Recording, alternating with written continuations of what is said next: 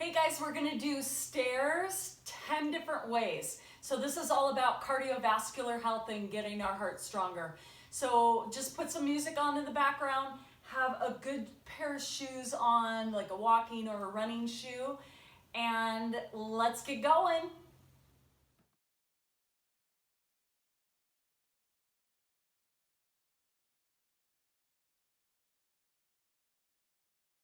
Okay, first one, you're gonna go up every step. Do not let your heels hang off the step. The whole foot has to step up. You want to keep your abs pulled in, chest open, shoulders relaxed. Let the arms swing naturally.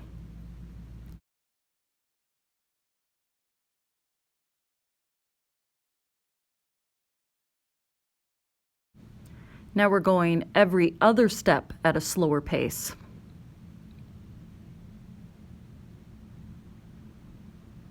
Make sure that you're driving those elbows back to propel you up. If you are short and your knee goes up higher than the hip, then stay with every step. Number 3, you're going to pick up the pace a little bit, hitting every step.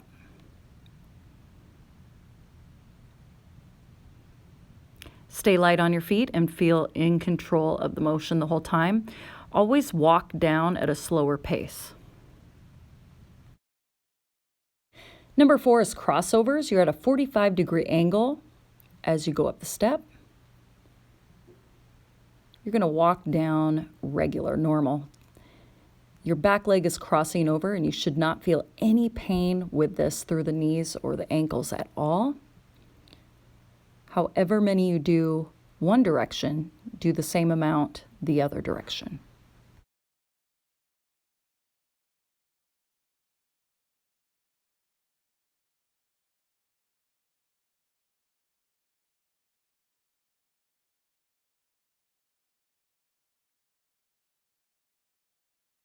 Going back to a faster pace every other step. And use your elbows to really drive back to power you and propel you forward. Going down at a slower pace. Number 6 is a one-leg lead. This is really challenging for your brain, so you have to go at a slower pace to start with.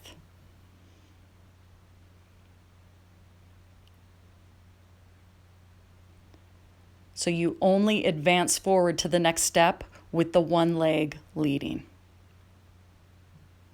Start slow, but then you can pick up the pace as you go. However many reps you do with the one leg lead, then you're going to do the same thing with the opposite leg.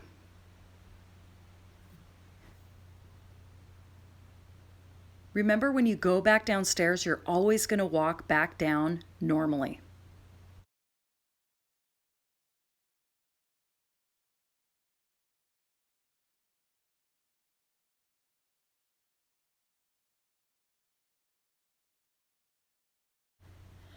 Number 7 is a wide stance step up.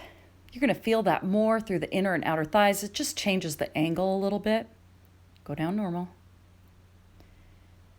Push off those legs and use those arms to help you.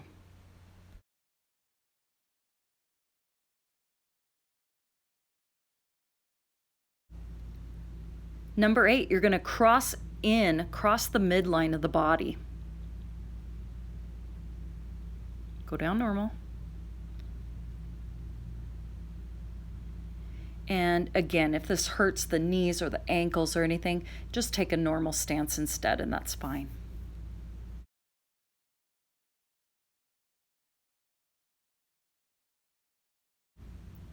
Number 9 is another coordination move here, good for your brain. You do a step, knee, and a tap back. Advance to the next step. Step, knee, tap. Step, knee, tap. If you can say it, you can do it. Step down normal.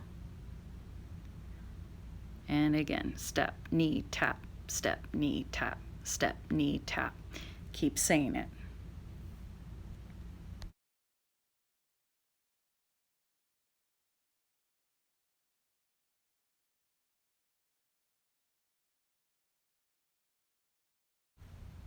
Number 10 is a repeater knee drive. If your whole foot doesn't fit on the step, then turn your body slightly. you're just repeating your knees. You can do 3 to 16 times and then switch legs, repeat. I'm doing 3 here. And you just want to stay light on your feet and keep the abs pulled in tight.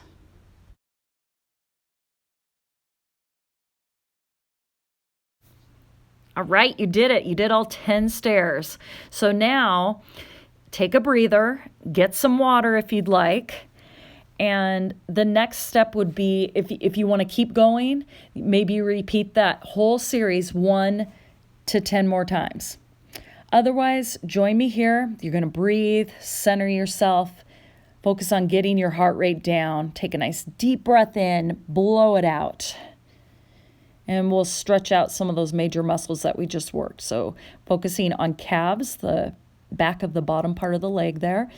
So stepping up on the bottom step and driving the heel down, holding for about 20 seconds on each leg here.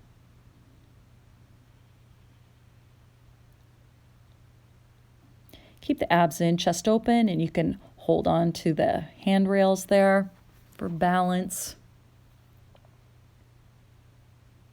Stairs really work those calves and those lower legs. So this is the number 1 stretch you should do after a stair workout.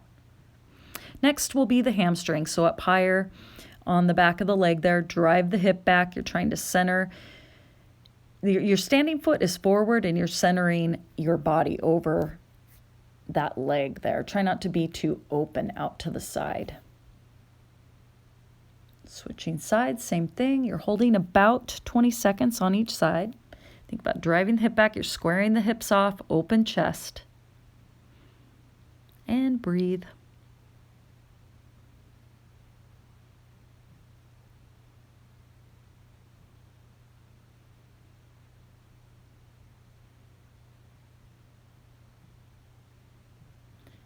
Okay, now you're going into a runner's lunge. So take a big step, maybe you're on the second or the third step there, and you're just going to lean forward till you feel a stretch.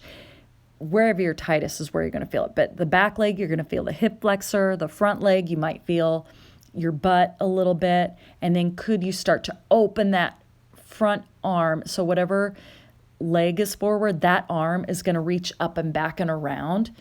And that way you're getting your mid-back and your shoulder to function together with the hip.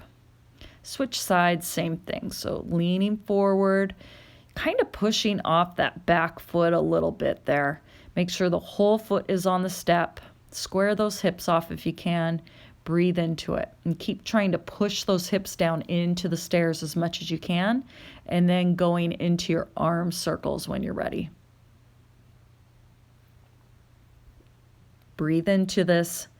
Don't hold your breath. If you're holding your breath, you're probably pushing into it a little too much. Okay, now it's inner thigh.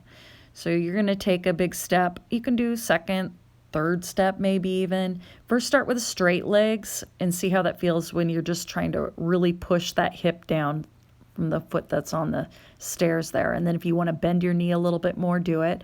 Remember that you're working with the bottom step here. And then switching sides, same thing. You can hold onto a wall or the railing for balance. Feel it through the inner thigh. And if you want to lift your foot up a little bit, you'll see how it changes the stretch. Do what feels good to you. But the goal is to feel that inner thigh stretching out. Okay, so now you're going to get into the hip, into your butt. So could you, maybe from the second or third step, open up the knee? You're pushing off your back leg a lot. And if this is too tight here, back off. And I'll show you another stretch here in just a second. Keep trying to push the knee down away from you. It's called external rotation of the hip. Breathe into it. So again, if you'd rather do a standing stretch where you cross the ankle and bring the hip back, that's fine. You can do it like that too. Switching sides, same thing.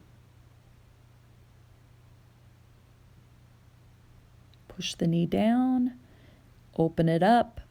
That back foot, you're really trying to push off and you're breathing. focusing on that breath.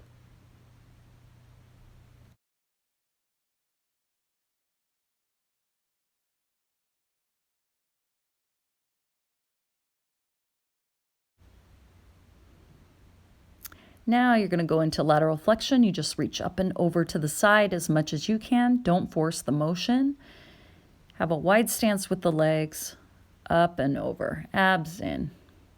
Be able to stretch all along the side of the body there. Then you're going to open up and you're going to feel the chest and the shoulder a little bit more, and keep turning your body away from that arm that's holding onto the railing there. Great chest opener, and breathe. Push the shoulder down as you do that. Now just take 3 big, huge shoulder circles, and then take a nice deep breath in and blow it out, and feel amazing about the work that you just did. All about cardiovascular health, strengthening your heart, burning calories, boosting your metabolism and your energy and your joy. Remember that Live Joyfully Well is about working all 7 areas of wellness. So maybe today you focus a little bit on your spiritual joy.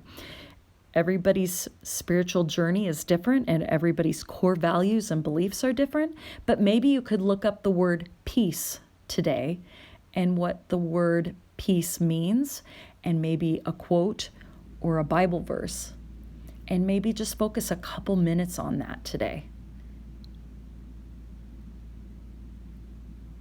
I hope you all feel amazing. Take a deep breath in, blow it out. Make sure you're drinking water throughout the day. Thank you so much for joining me. Great job.